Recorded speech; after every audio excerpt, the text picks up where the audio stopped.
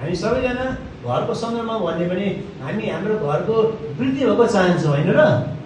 मण्डली पनि एउटा अघि हामीले जीवित परमेश्वरको के हो त?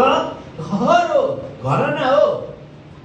कारणले गर्दाखेरि हामीले जहिले पनि मण्डलीको वृद्धि र मण्डलीलाई चाहिँ हामीले परिपक्वतातिर चाहिँ डोर्याउनुपर्छ। के आज हाम्रो मण्डली परिपक्वतातिर डोरेको छ त? यो चाहिँ मुख्य कुरा आज सोच्नुपर्ने कुरा हो। कतिपय हाम्रो मण्डलीहरू यस्तो छ आजसम्म पनि हामीले साँच्चै प्रभु यीशु ख्रीष्टलाई विश्वास गरेको ठोस कारण चाहिँ के हो भन्ने पनि अहिले होइन सकिरहेको छैन।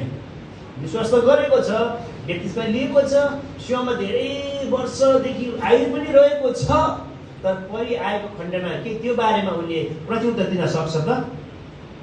जवाब दिन सक्छ त? अहिलेको सन्दर्भमा झन् हरेक विश्वासीले अब चाहिँ के हो भन्दाखेरि जवाब दिनुपर्छ। अनि इन्डियामा तपाईँको इसाईहरूमाथि अस्ति कति अत्याचारहरू भयो होइन?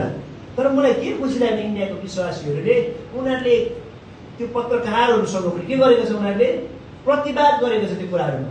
हामीलाई कसैले धर्म परिवर्तन गराएको होइन हो। ख्रीष्टलाई हामी यो अवस्थामा थियौँ, हामी अस्वस्थ अवस्थामा थियौँ, कहीँ निको नभएका कुराहरू यसोमा हामीले चङ्गाएमा हो। उनीहरूले त्यो भनेको छ। हेर्नुहोस्, उनीहरूले आफ्नो अगुवाहरूको के गरेको छ भन्दाखेरि रक्षा पनि गरेको छ। जे सत्य त्यो उनीहरूले त्यो कुरा बोलेको छ।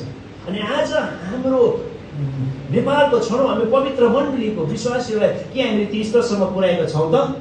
अब हामीसँग यो चुनौती छ एउटा। र अब उपरान्त हामीले गएर हाम्रो मण्डलीलाई यहाँसम्म पुर्याउनु थाहा छैन। बाइबल क्लास गएर हुन्छ कि हप्ताको एक दिन हामीले 1 घन्टाको समय निकालेर हुन्छ कि हामीले अब चाहिँ उनीहरूलाई चाहिँ सिकाउनु पर्ने अवस्था आएको छ। आमेन? यो गर्नुहुन्छ?